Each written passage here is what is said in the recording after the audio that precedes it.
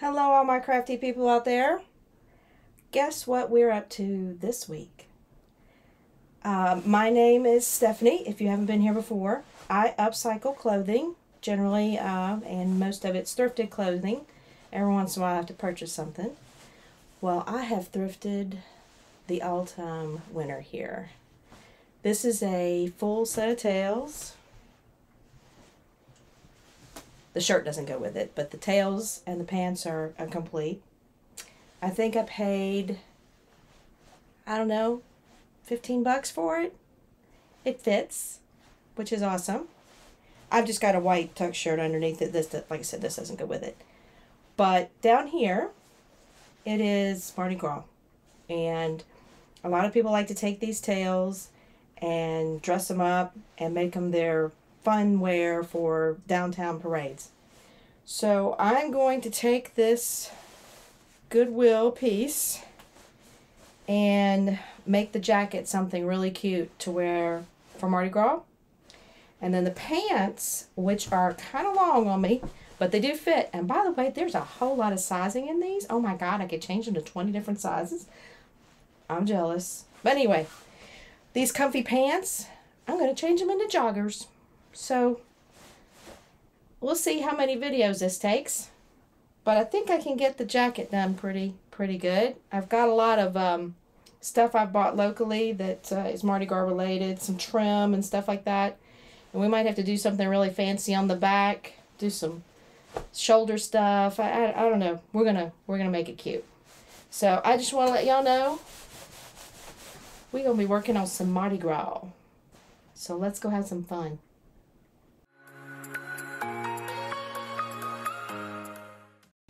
Alright everybody, like I said in the beginning, this is Mardi Gras season, and I have thrifted a set of tails, well, the jacket and the pants, and they fit. They're in great shape. They even had the stitch still left on the tails, so I'm not even sure how much these got worn. It's obviously from Goodwill, because that's why I've got that little blue tag on it. I'm going to take that off. That'll get in the way. I think it was, like I said, 15 bucks, maybe, I don't think I paid 20, but I would have, for sure. I have no idea how this is put in because I can't feel it from the other side. I might just have to cut it really short. Then kind of push it in. So, set of tails, and down here, for the season, we dress them up and wear them downtown. Generally, like you know, an old pair that your spouse or whatever's not wearing anymore, or you can get them at the local formal wear places. Sometimes they, you know, but those have been kind of rode hard and put away wet. Where this one is, like I said, it's in excellent condition. Some kind of House of Saint Bennett's, I believe that's what it said. It's Bennett's. Or is that Beignet? B-E-N-E-T-S. That's not Bennett. Might be Beignet. I didn't even think about it saying that. So, we've got a blank slate. And it's satin here. I have some pieces, and I'm just going to start laying it out, kind of my ideas. And we'll see how it goes. I'm hoping that all of the pieces I've bought will actually iron on well. So I have, but before I iron anything on, I also have these pretty things. They have pins on the back. And I will link these. I got these on Amazon. They're going to go on my shoulders. So that's one part of the costume, or the decking out of the jacket. We'll have shoulders, and like I said, these are super easy to pin. So I could even take them off and put them on a different jacket if I had some wild and crazy reason to wear big rhinestone shoulder pads. I also have some green sequin pieces, which I think will work really well on this collar. And I believe they will fit quite well, just like this. And those are iron-on, so that's one of the things we're going to do. I have some little gold pieces that I'm going to put up here, and they're going to wrap around the back of the collar. Here, let me pull it down for you. There you go. So these are going to iron on and wrap around the back of the collar up here. And you got to remember, this is Mardi Gras. There's really not any such thing as over the top. I'm telling you, that that's not possible. We've got sequins. We got rhinestones. And on the back of our jacket, we've got a nice blank slate. So I have drawn and cut out a design. We're going to do a nice Mardi Gras mask here. I also have this little piece that I think might go underneath the mask. So we might have the mask kind of raised up here so I don't get into the split of the tails there. And I have a pretty little, let's see, a gold piece here that might work up top. Like that. And the mask is going to be cut out of this pretty gold fabric. And I'm going to applique it down. I'll sew it down, and then I'm going to do a zigzag stitch around it. And I think when I zigzag stitch it, or when I sew it down, I'm sorry, before I zigzag stitch it, I'm going to put some of this rickrack underneath it to make it kind of pop. So we're gonna have rickrack under it. We might not put this up here. It might not be necessary. We might not put that down there. We might move this towards the center. Because the other thing I have, sorry, my fan's on. It's a little warm today. The other thing I have is some feathers. It's not Mardi Gras without feathers. So I thought what we would do is put feathers underneath the mask and have them coming up over the shoulders. And it wouldn't be complete if we didn't decorate the tails themselves and the arms. I have some black tulle. It's 3 layers. It's kind of stretchy, but this is what I'm going to put inside the cuff to give it a nice feminine feel. And I may also put some of this on top of that. So I do it like this and put it inside the cuff like that. And we have some pieces to put on the tails themselves. So I have a pretty flower piece to put on the tails. And we may put them alternating, or we may put them at the top, however we want those to go. And I have some little corner pieces that are going to go on the tails. I mean, we're going to do it up. We're going to do it up all the way. And the other thing I have that's going to go on the arms, and hopefully I've got enough to go down the tails themselves. Y'all, I've been wanting to work with some of this stuff, and I think we're going to do some jeans with this summer. Look what I got. Yeah, that's right. We're going to sparkle it up with some rhinestone fringe. So this is going to go down the bottom of the arm like this, and it may also go down the back of the tails. So I've got 3 yards of this, so that's 9 feet. It should be enough for me to do that. And I will have to sew, I'll have to sew that on. I'm probably going to be able to, these are all iron-on, so I'm hoping they'll iron on nice and clean and really stick. But I'll probably put some stitches around them by hand just to make sure.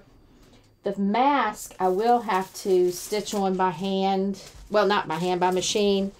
And I shouldn't have to do anything by hand for that. Fingers crossed. So I think this is the beginning. We don't know what it's going to morph into. I've even got some beads. We might throw some beads on there. Do some stuff down the sleeves. I have these crazy feathers that would look really cool down the sleeves as well. There's no telling. These are really sparkly too. They're thick, like really thick, sticky, almost sticky themselves. So they should adhere really easily. It's going to be hard to test some of it. First thing I'm going to do is I'm going to get this mask cut out. And then we're going to start layering things on. Everybody get ready. It's Mardi Gras. Let's have some fun. First thing I'm going to do is make this mask. It's not plural, just the mask. Can't see it there. I'm going to make it out of this gold material. Now, smart thing to do if you're going to be using this weird metallic fabric, check it on with your iron. Now I'm using a cover cloth. I checked it. What I did is I ironed it on the highest heat I've got with some heat and bond on the back because I want to applicate this to the jacket. I want to hold it in place as best I can. Now I'm not thinking maybe that this would be so permanent I wouldn't have to stitch around it, but it will keep it in place. So I did test it out. It works. And I also took the heat and bond, the backing off, and was able to bond it to another piece of fabric. So it should work. Now, I need at least, I need this big a piece for the mask. So what I'm going to do is I'm going to cut a piece of heat and bond. Now this is the pretty side. This is the pretty side. This is kind of the dull side. Honestly, you can't tell from the camera really. But this just doesn't have as much texture. You could use either side, whatever you wanted. So I'm going to cut a piece of heat and bond that'll be big enough for my mask, as well as this piece of fabric. It can be a little smaller than the fabric, obviously. So just kind of gauge it here. I know it'll fit if I cut it here. Let's fold it just to make sure. Just to make sure. That way I'll have a crease to follow. I think. Yeah. That should do it. So that just gives me a crease to follow. All this white on white is kind of hard to follow.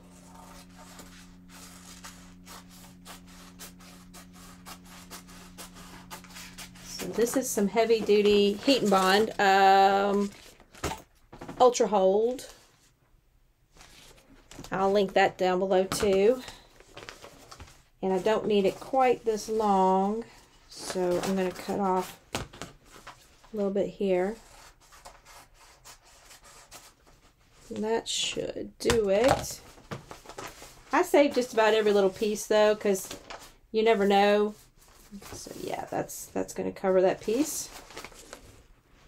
Now I've got my iron on the hottest temperature, which, like I said, again, I was surprised it could take. And I actually did it like this,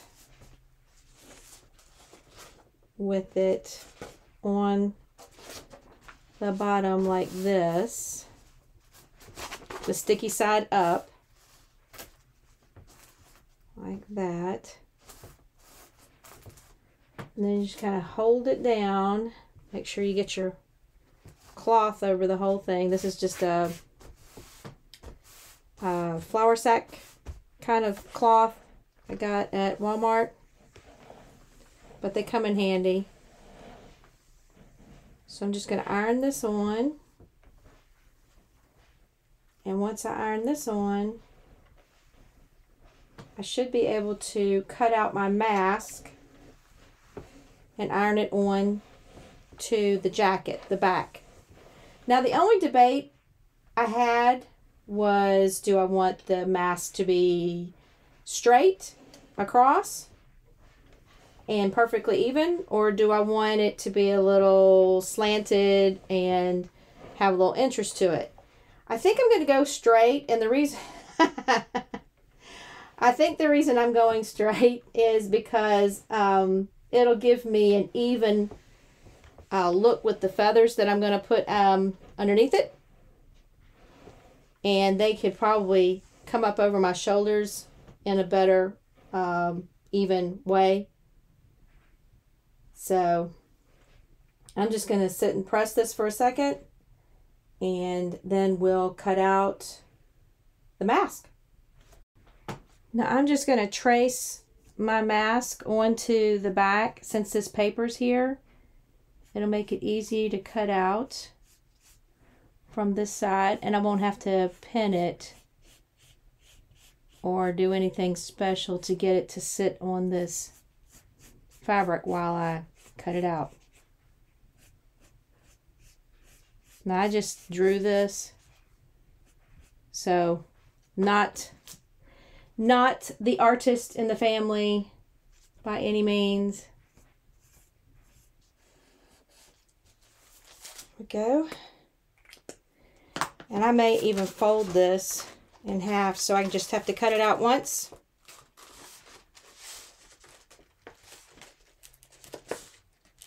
Like that. Don't want to bend it too much, but this will give me a good cutting point.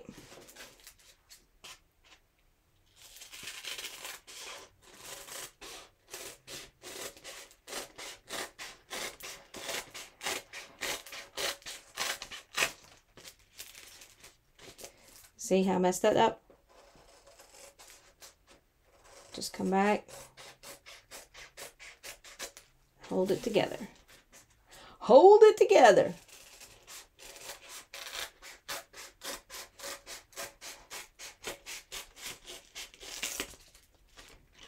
Now we got our mask. Now we just got to get our eyeballs cut out. So, I'm going to notch that. Like that. So we can put our scissors through.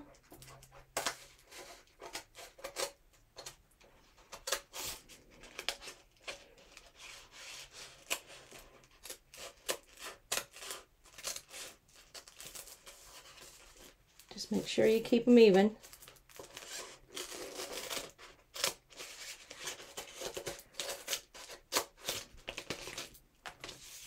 And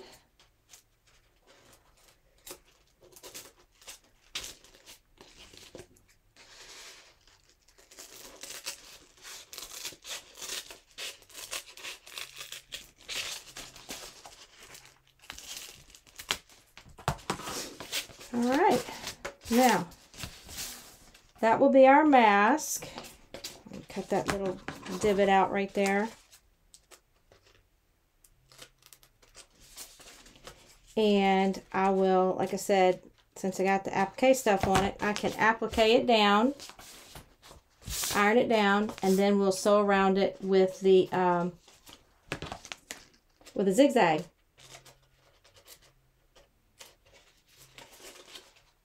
And just getting that little corner out. Voila! There's our applique mask for the back. Okay, I've got the mask cut out. I'm going to apply it here, and I thought what I would do is use these instead of this piece. This piece is a little too long, and I think these will work better as my pieces on the back, some of them. And I'm still going to put something, I think I'm going to put this is the initial plan, to put this ruffle around the mask. I'm hoping I can get it to work properly. But I might have to put it on the top once I iron it down, which is okay because it has a nice finished edge. And then I can zigzag over the top of it when I put that down.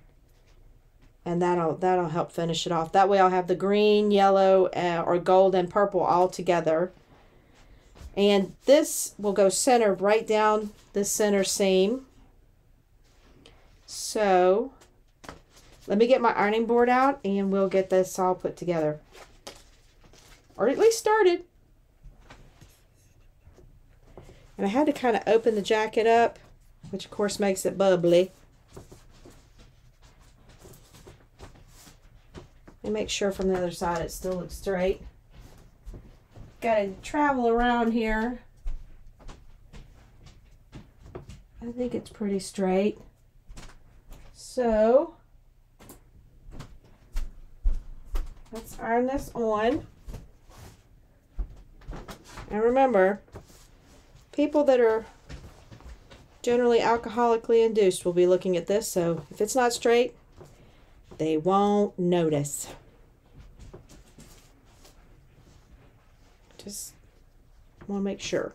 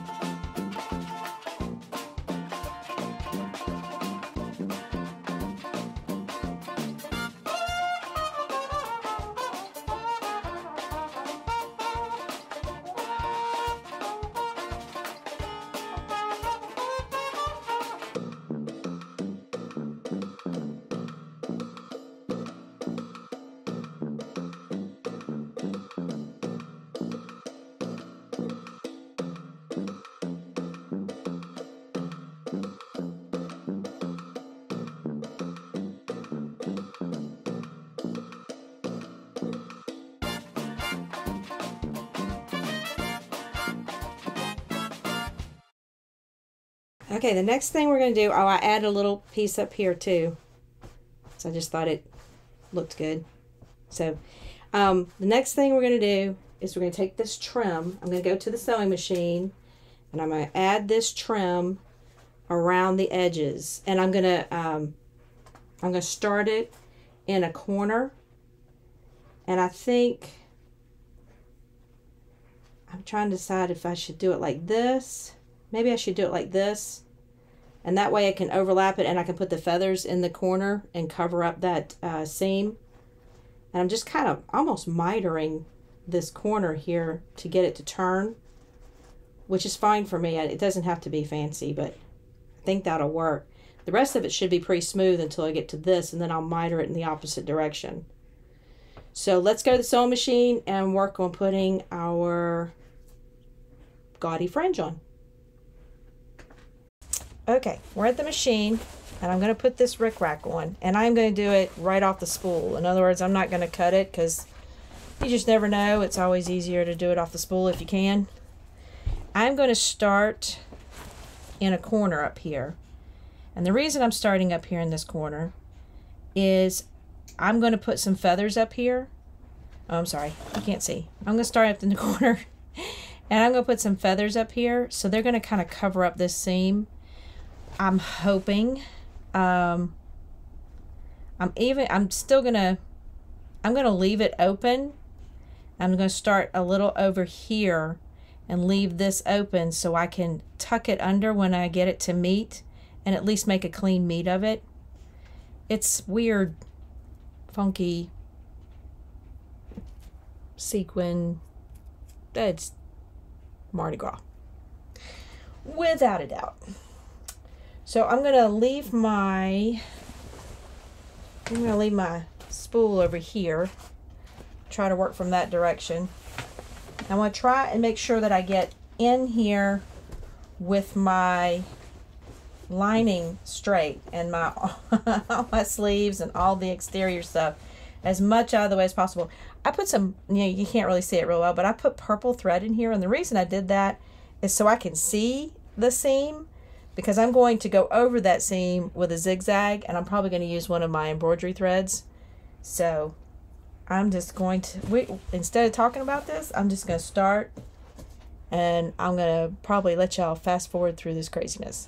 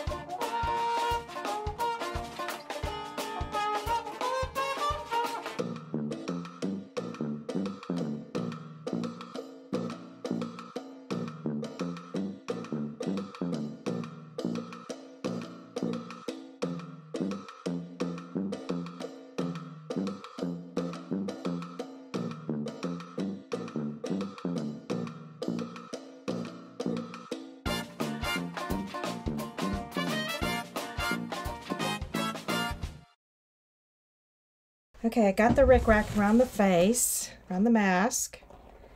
It curls up a little bit. I'm going to be able to push that down when I do some zigzag. Or I might tack it down. It's just the way it curls.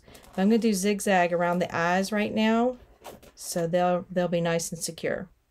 The Ultra Bond is holding up great. I just want to give them a finished look.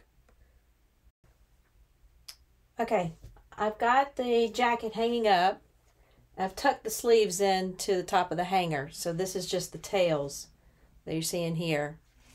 And the pants are behind it. I just put it back on the hanger. I have these. Whoa, they're pretty. And I've debated on all kinds of ways I could put these on. I was going to put them under the arms, but I thought they might... I don't know, they might interact with what the other things are that I want to put on the arms, the cuffs. So then I thought maybe I'll just put them down the sides of the tails. I also am debating on whether or not to put them around the bottom of the tails, but I think just the side will do the trick of what I want it to do, the flare, because it has this natural curve here. But I'm going to have to hand stitch these on. So I just wanted y'all to see where I'm going with this. I'm going to stitch it from where the tail meets the jacket all the way down to the end of the tail here. And that's where we're going to do these for right now. There's plenty of them. There's, like I said, there's 9 feet, 3 yards. So we could put them somewhere else, but I think that's where I'm going to start. And these are heavy. So they're going to add some weight to this jacket that's already going to weigh a ton.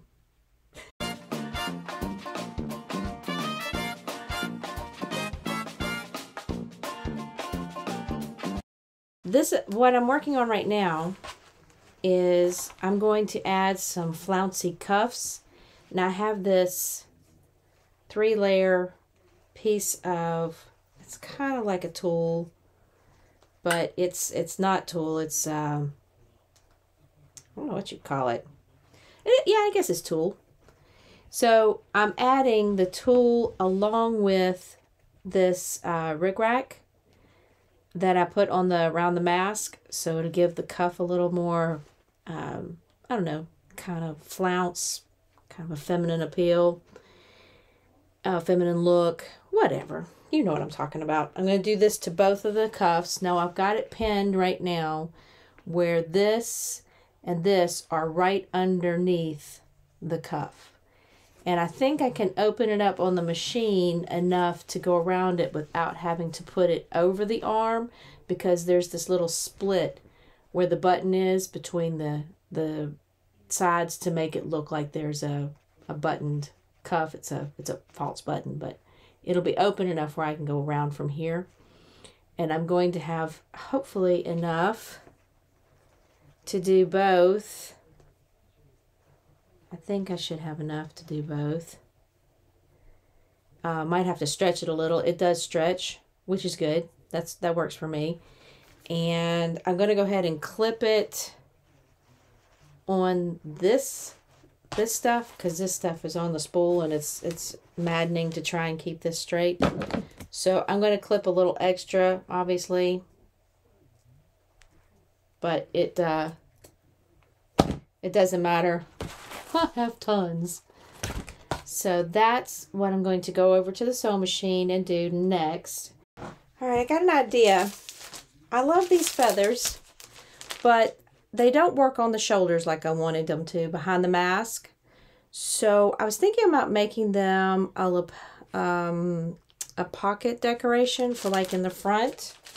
I know that sounds kind of weird, but I'm gonna pick some feathers out here. I thought maybe we could do something with them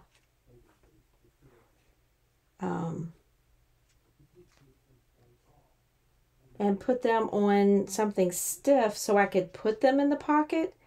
That would make them easy to replace if and when I decided to change up the pocket, or what was in the pocket, I should say.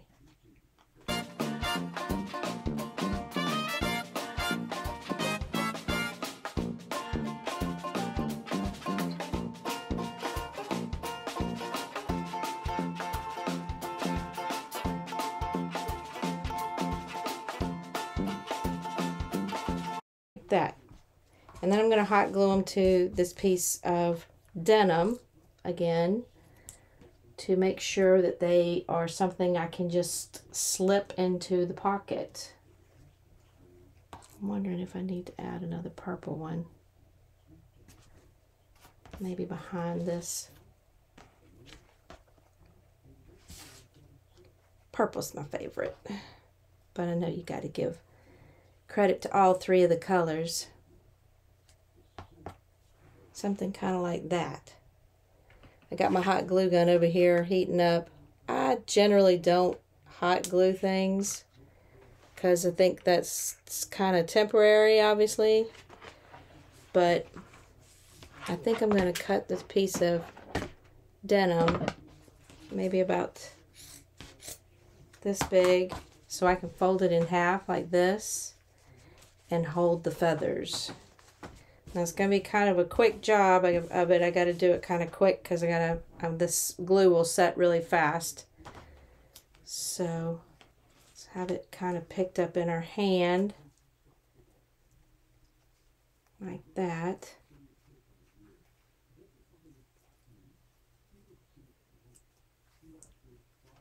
Takes a bit of arranging. And let's put the glue down.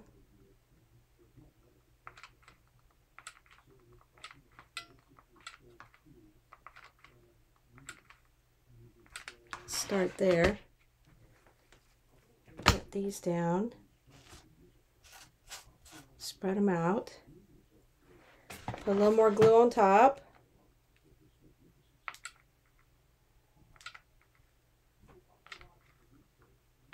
This is an old glue gun.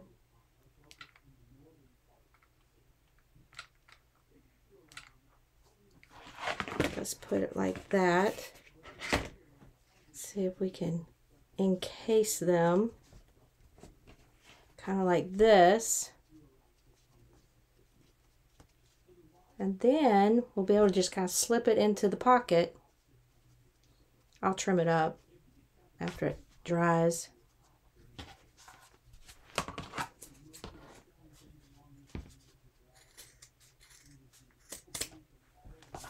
That will go in my pocket as my pocket decoration. Woo! You'll see. All right, next thing we're going to do, since I think I'm done with all of the stitching, see, this is why I was talking about putting the feathers in the lapel, I mean, not the lapel, the pocket, because you just insert that and replace it as the years go on and it gets worn out, because I got plenty of feathers. But this I need to iron on to the lapels, the actual lapels that I keep talking about for some reason. And I'm going to iron them on like this, where the tips come up to the tip of the lapel like that. I'll work on getting those just perfectly even. I'm going to iron these on, and then these are going to go on the back on the tails, and we'll iron those on next. So let me get these ironed on and we'll go to the next one. I'm doing these on the highest heat that my iron will take. They are sticking, they are adhering, but I'm concerned. I don't ever want to have the chance that they're not going to, so I'm probably going to do some little slip stitching around it. But for right now, I'm going to go set this up on the iron, and then we'll come back and do the tail, and we should just about be done, other than putting our shoulder rhinestones on. Okay, the last thing we're going to add is these beautiful sequined flowers and these little corner appliques on the tails. This is the tail of the jacket. So I'm going to line these up and iron these on, and after I do that, we're going to put our shoulders on, a few beads, and we're going to try it on and test it out, because these things are a work in progress. They don't happen overnight, because you're always adding to them. They're a journey. So let me go iron these on, and then we're going to put our shoulders on. Okay, everybody, this is our Mardi Gras jacket, at least the beginning of it. This is kind of a journey, one of those work in progress kind of things.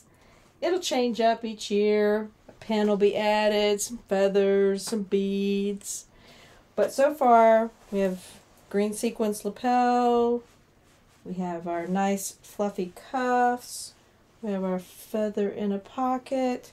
I added the shoulder pieces. Those just pinned on, so there wasn't anything sewing to them.